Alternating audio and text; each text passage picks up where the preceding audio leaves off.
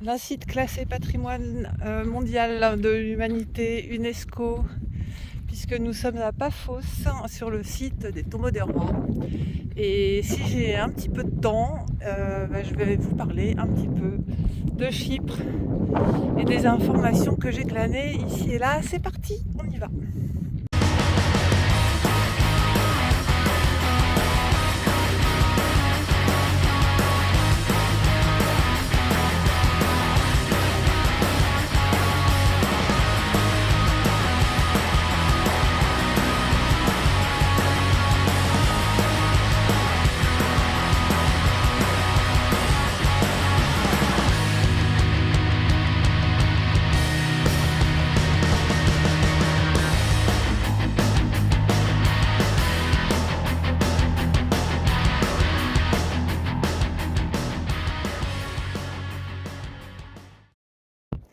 Et nous voici donc à Chypre, vous voyez ce soleil, un soleil magnifique. Il fait environ 25 degrés, l'eau est à 25 degrés, c'est un petit paradis.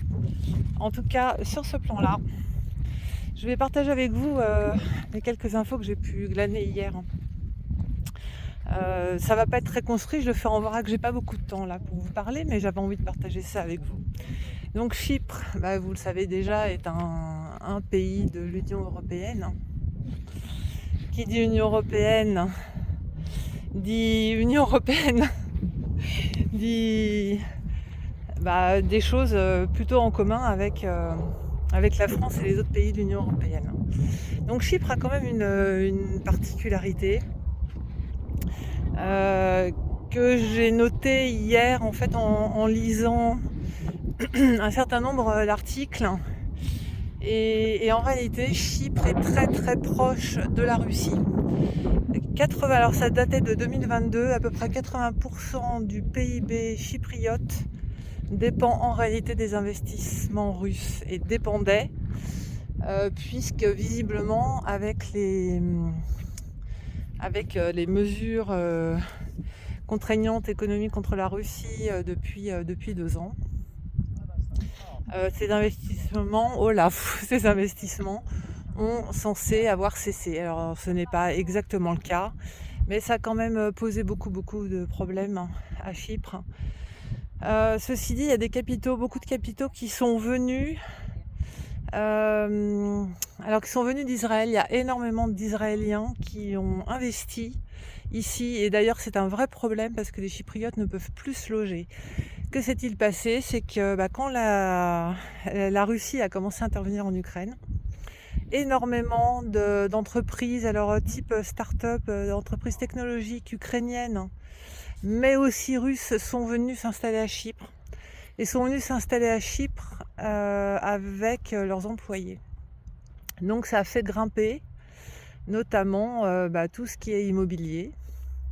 Et Israël, qui est juste en face de Chypre, il y a énormément d'Israéliens qui sont mis à investir à Chypre, donc à acheter des terrains, des immeubles, à faire construire, à rénover, etc. Et qui revendent aux Ukrainiens et aux Russes des appartements ou des maisons ou des complexes entiers à prix d'or. Et du coup, ce que je vous disais hier, ça a complètement bouleversé l'écosystème économique et notamment immobilier à Chypre. Et les Chypriotes ne peuvent plus se loger. J'ai vu un témoignage d'une femme qui louait de mémoire à Limassol quelque chose de l'ordre de 400 ou de 500 euros, et que le loyer, elle a dû partir parce que le loyer est passé à 1200 ou 1400 euros. Donc on voit à peu près dans quelle proportion ce conflit a pu, ces conflits, parce qu'il y a quand même aussi beaucoup d'Israéliens avec de l'argent qui ont fui leur pays depuis quelques années. Et moi j'ai eu l'exemple en Grèce, là où je vais régulièrement en Grèce, où j'ai des amis. Toutes les maisons ont été rachetées par des Israéliens qui fuient quand même le régime de Netanyahou depuis plusieurs années, et pas seulement depuis quelques mois. Donc ceci pour dire que c'est quand même, en tout cas dans les villes, j'ai pas encore exploré le reste, très difficile de se loger. Les prix sont exorbitants, les prix de l'immobilier sont très chers et la conséquence, c'est que le prix de tout le reste, en fait, est cher. Hier, on a fait un tour dans un supermarché. Les prix sont exactement les mêmes que chez nous, hein. La lessive, les pâtes, on a regardé l'huile d'olive, est à entre 12 et 17 euros le litre, donc, alors qu'elle est produite ici. Donc on voit bien l'influence que ça a, et finalement, ça rejoint ce que me disaient mes amis grecs l'autre jour. Que jusqu'à il y a 3-4 ans, Chypre était vraiment un paradis sur le plan financier, et que depuis qu'il y a le conflit russo-ukrainien, c'est plus du tout le cas, à cause, à cause de la venue de nouvelles populations non chypriotes. Alors je crois qu'ils ont mis fin à certaines mesures, comme ce qu'ils appelaient le Golden Visa, c'est-à-dire le fait d'acquérir la résidence fiscale à Chypre, la résidence fiscale à Chypre, voire la nationalité chypriote pour les gens qui investissaient au moins 300 000 euros, je crois que c'était quelque chose comme ça. Donc ça, j'ai cru comprendre qu'ils y avaient mis fin. Mais tout ça pour dire que finalement, Chypre est loin d'être... alors le paradis fiscal, je ne le sais pas encore en détail, hein, mais en tout cas pas le paradis financier, avec des villas, une qualité de vie à moindre coût. Ça, ce n'est plus le cas. En tout cas pas dans le sud de l'île, là où il y a les grandes villes de type Limassol, Paphos, etc.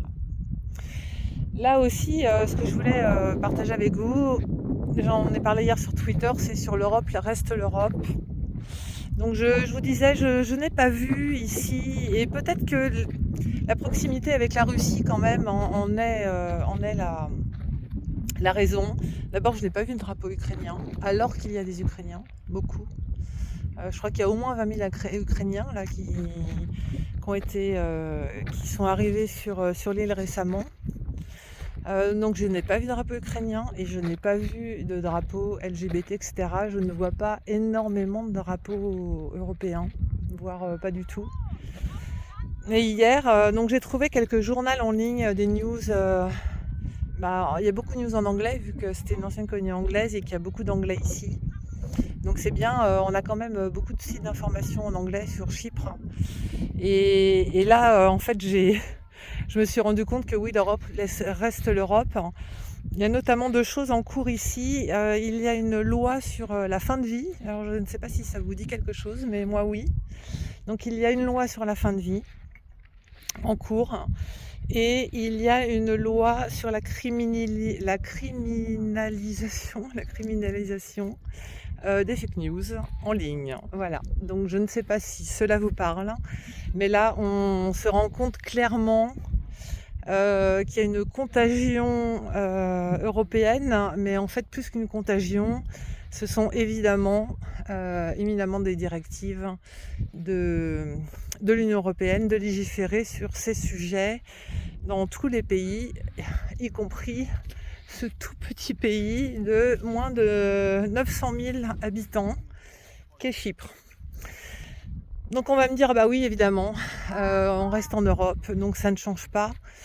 Mais finalement, sur l'ensemble des pays européens, alors à voir, et d'ailleurs j'ai des petits projets d'aller en voir d'autres, notamment d'Europe de l'Est, on se rend bien compte qu'il y a quand même une telle influence financière de pays des BRICS, donc évidemment de la Russie, mais il y a quand même une proximité forcée, on va dire, avec la Turquie.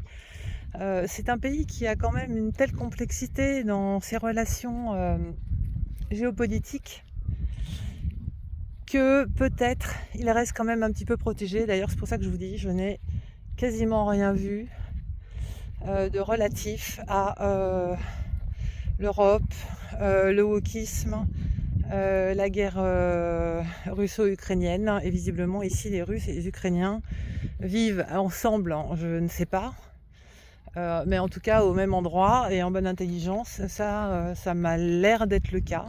J'ai regardé un peu sur ces sites de news en anglais, là, j'ai regardé un petit peu l'historique et vraiment je n'ai pas vu grand chose relatif au conflit russo-ukrainien. Donc je pense que pour éviter certaines frictions entre des peuples qui se côtoient ici au quotidien, il y a certaines infos ou certains partis pris qui ne sont pas en tout cas exposés à minima pour le bien de tout le monde. Voilà.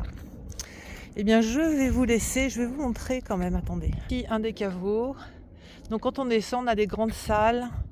Il n'y a pas grand chose à voir en fait, si ce n'est sur le plan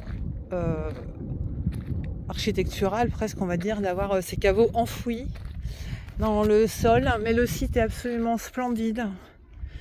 Et voilà, et je vois mon mari qui est en train de chercher.